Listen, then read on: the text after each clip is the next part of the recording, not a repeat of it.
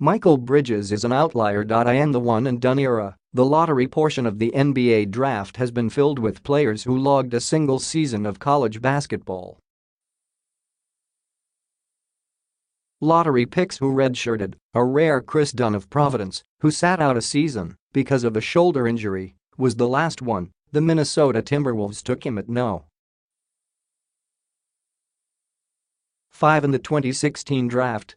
Rarer still is a lottery pick who redshirted willingly, who chose to take an unconventional career path, who, in this era of instant gratification, chose to be patient.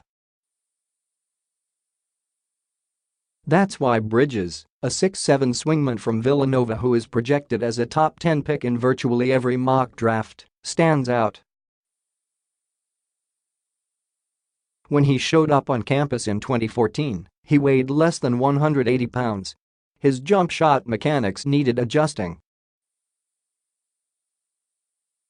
And the competition ahead of him on the Wildcats roster was stout future NBA players Darrun, Hilliard and Hart.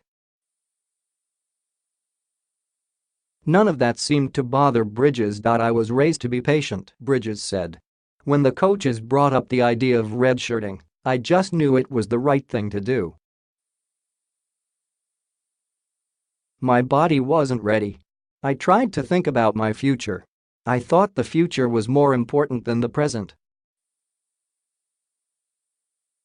Little did Bridges know how smart that decision would be.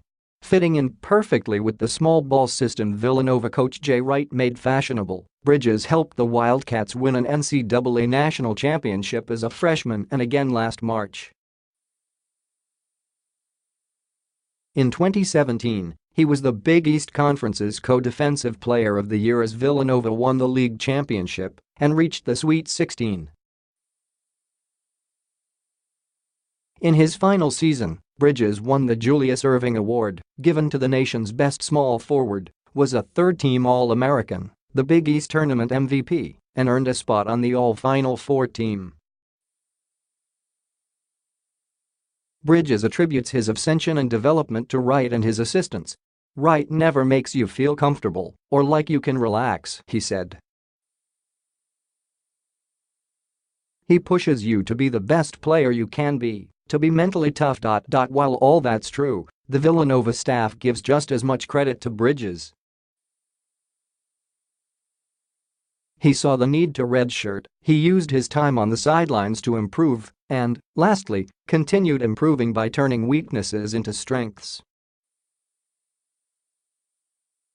Additionally, he added size and strength, more than 30 pounds over his career, and accepted coaching too. He got to this point by acquiring a superior work ethic, said former Villanova assistant Ashley Howard, now the coach at LaSalle. He developed his shot first. He was a good shooter when he came, but he wasn't the shooter he was when he left. He also added explosiveness and physicality on drives, the ability to play through contact and finish.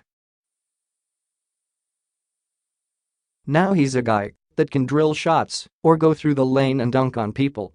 That was a big part of his physical development. Though Bridges agreed with the decision to redshirt, the Villanova staff made sure he always knew why. It wasn't an indictment on his game, said Villanova assistant coach Kyle Neptune. It wasn't like he wasn't good enough. He definitely got his butt kicked sometimes in practice, but he made it tough for other guys at times also. Through it all, his confidence never wavered. That's something very unique about him.